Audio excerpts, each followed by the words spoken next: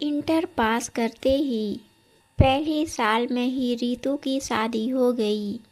उसका पति ऋतिक और परिवार के सभी लोग बड़े प्यारे और खुले विचारों के थे। जब रितु की शादी तय हुई थी तभी उसकी सास ने खुलकर कह दिया था, बेटा शादी भले ही हो जाए पर तुम अपनी पढ़ाई लिखाई कभी मत छोड़ना, जितना चाहो उतना आगे बढ़ना।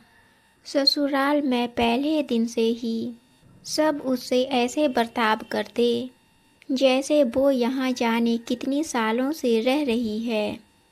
हर चीज़ में उसकी राय ली जाती और उसकी पसंद को महत्व दिया जाता। सच कहूँ तो रितु का ससुराल ऐसा था जैसे ससुराल का सपना हर लड़की देखती है, पर हकीकत में सबकी किस्मत रितु जैसी नहीं होती। ससुराल वालों का प्यार और अपनापन देखकर रितु जल्दी ही सबसे घुल मिल गई। पर घर में सिर्फ एक शख्स था जिससे बात करना या बोलना रितु के लिए बहुत मुश्किल था। वो शख्स अमन। अमन रिश्ते में रितु का जेठ यानी पति का बड़ा भाई था। वैसे तो अमन पूरे ही दिन अपने कमरे में अकेला रहता, पर कुछ ज़रूरत पड़ने पर बाहर आता तो रितु को देखकर झिझक जाता। रितु पहले से आगे बढ़कर उससे पूछती, भैया कुछ चाहिए आपको? तो अमन उसकी बात को अनसुना करके अपनी माँ से ज़रूरत की चीज़ मांगता और फिर अपने कमरे में चला जाता। अमन का ऐसा व्यवहार रितु को बड़ा अटपटा लगता। उसे लगता जैसे अमन उसे पसंद नहीं करता या अमन की उससे कोई निजी दुश्मनी है। रितु बेटा तुम इतना मत सोचो, बेचारे ने कुछ वक्त पहले ही अपनी पत्नी और बच्चे को खोया है, उसे थोड़ा वक्त दो। उसे शायद अभी तुम्हें परिवार का सदस्य मारने में थोड़ा देर लगे। अमन का रितु के साथ अजीब बर्ताव की सफाई देते हुए रितु की सास ने उसे समझा दिया। अमन की शादी रितु और ऋतिक की शादी से 3 साल पहले ही हुई थी। वो अपनी पत्नी के साथ अपनी साली की शादी से वापस आ रहा था। एक एक्सीडेंट हो गया। पत्नी और बच्चे की मृत्यु उसी समय हो गई। अमन को अस्पताल लाया गया। कई दिनों के बाद वह ठीक हुआ। घर में इतना कुछ होने से गम का माहौल था। उसी माहौल को ठीक करने के लिए ऋतिक और रितु की शादी कराई गई थी, पर अमन बेचारा अब भी उस तकलीफ से बाहर नहीं निकल पाया था, इसलिए हमेशा अकेले अपने कमरे में ही रहा करता था। एक दिन शाम के वक्त रितु अपने कमरे में पढ़ाई कर रही थी। ऋतिक ऑफिस गया हुआ था।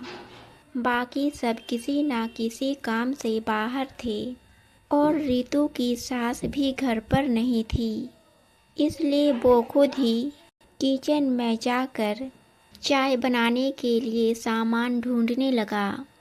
खटर पटर की आवाज़ सुनकर रितु किचन में गई और अमन से पूछा, भैया कुछ चाहिए आपको? बताइए, मैं निकाल देती हूँ। रितु के पूछने पर अमन झिझकते हुए बोला, हाँ वो चाय बना, मैं लूँगा, बस बर्तन दे दो। रितु ने बर्तन निकाल कर चाय चढ़ा दी। आई एम सॉरी, अमन ने टोकते हुए कहा। तो रितु ने पूछा, क्यों? वो तुमसे ऐसा रूढ़ सा बर्ताव किया मैंने? अमन की बात में पश्चाताप था, जिस पर रितु बोली, ओह कोई बात नहीं, माँ ने बताया मुझे आपकी पत्नी। I am sorry. चाय बन गई थी। रितु ने कप अमन की तरफ बढ़ाया और जाने लगी। तभी अमन ने पीछे से कहा, बीएससी के एग्ज़ाम हैं तुम्हारे, मुझसे मैथ पढ़ोगी? कमज़ोर हो तुम उसमें। अमन की बात सुनकर रितु ने मुड़कर हैरानी से देखा। वो तुम अपने कमरे में ज़ोर ज़ोर से पढ़ती हो, तब सुना मैंने, अमन ने सफाई देते हुए कहा तो। रितु बोली, हाँ, बचपन से ही मेरे मैथ कमज़ोर हैं, समझ नहीं आती जल्दी, तो पढ़ोगी मुझसे? ये भाई तुम्हारे इतने काम तो आ ही सकता है। अमन ने फिर से पूछा। रितु ने कभी अमन को इतना बोलते हुए पहले नहीं देखा था। वो हैरान भी थी और खुश भी कि शायद अमन ने उसे इस परिवार का सदस्य मान लिया है।